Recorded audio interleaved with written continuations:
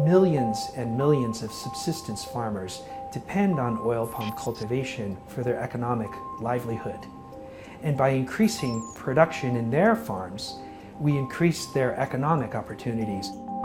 This patent-pending device, we believe, can escort in an era of DNA-based molecular precision agriculture.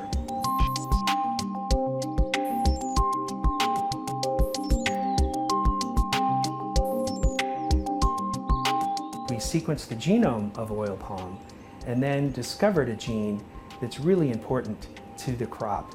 It's a gene that controls the thickness of the shell in the fruit.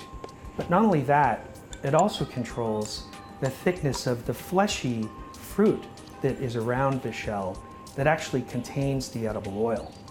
And the difference between the inheritance of these gene variants controls 30% of the oil yield that a tree can produce. The device is a simple leaf punch that can take a little piece of a leaf of a seedling tree. It has a detachable tag with the same barcode as the barcode that's on the punch. And this allows us to run a DNA test on the leaf and know whether or not a tree is going to be a low-yielding tree which can be discarded. We have assembled 110,000 accessions of oil palm germplasm, both from Africa and also from Central and South America.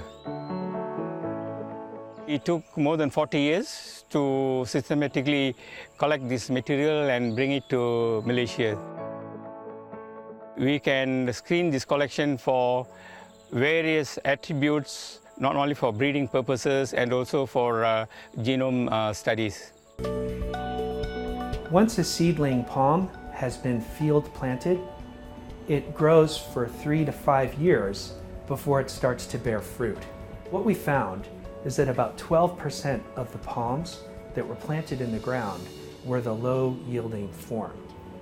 It's estimated that 62 million metric tons of edible oil will be produced by palm trees. And a single percentage increase in yield is worth about $1 billion per year. The volume of the market is huge.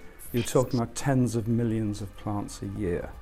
So for a plantation company, it would be in their interest to try and develop their own products. That's the challenge for Orion, is to move really quickly, become a service provider to the big plantation companies very, very quickly before they have the capacity to develop their own tests in-house.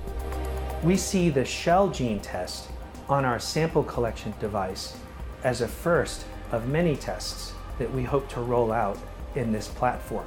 Tests that could be used in other perennial crops. If we can come up with innovative technologies that drive food production in the lands we have, this could really go a long way to preserve the natural forests that still remain.